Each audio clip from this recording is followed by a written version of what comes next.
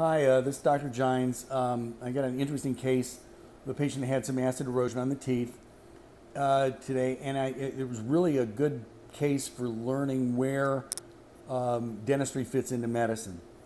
You're going to have many patients come in, and they're going to complain of burning and belching and heartburn, and a lot of them will be on acid-reducing drugs.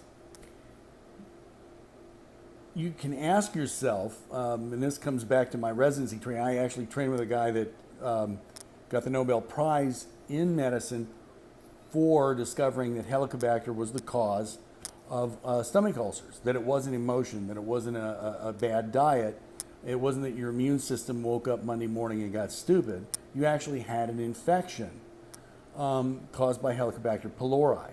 So Barry Marshall suffered the slings and arrows of his colleagues for years when he says that ulcers were an infection, and then he was able to prove it.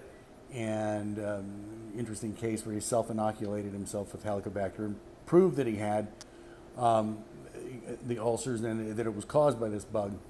But where it comes into dentistry is when you have this patient with the acid erosion, you can treat the lesions on the teeth, but this is one of those points where you can treat the whole patient.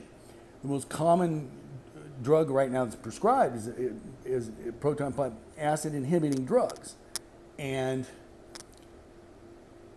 those drugs can be written many times without any blood testing, without testing for the cause of the disease. Here's your, you have that symptom, burning and belching, here's your pill.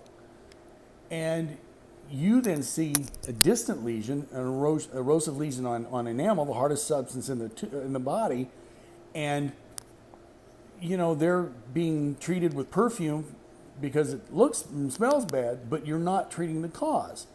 And so the best thing you can do for that patient is to get them into treatment with somebody who will test them for Helicobacter or any of the other bacteria that cause ulcers. And there's Helicobacter pylori and Helicobacter raffinini and Helicobacter helmani, and even cytomegalovirus in the literature can be shown to cause ulcers. So it behooves an astute practitioner to find out what's causing the problem. Once the cause is found, then the appropriate antibiotics can be written. And there are several courses or protocols that we have for treating ulcers, but it's 2 antibiotics and omeprazole. And you can give the person a Prev pack, and if that fails, we start them on a second, again, after culturing. But if you can send a patient to their primary care with a referral for testing for Helicobacter, you can save their life. The majority of cases of stomach cancer end up being positive for Helicobacter pylori. And so it's like HPV and its tie-ins, and Epstein-Barr and its tie-ins to other cancers. This particular bug is now associated with cancers, and the majority of cases people are exposed to it never will manifest that. Even with HPV, you're looking at 1 out of 200 cases. But that case you can save with appropriate testing, follow-up testing, and then the appropriate antibiotic therapy to get rid of it. Helicobacter is curable and it's preventable. And also, I want you to keep in mind, when you see a patient, they've got the erosion, and then they tell you, oh, I have burning, belching, and heartburn. Okay, how about the spouse?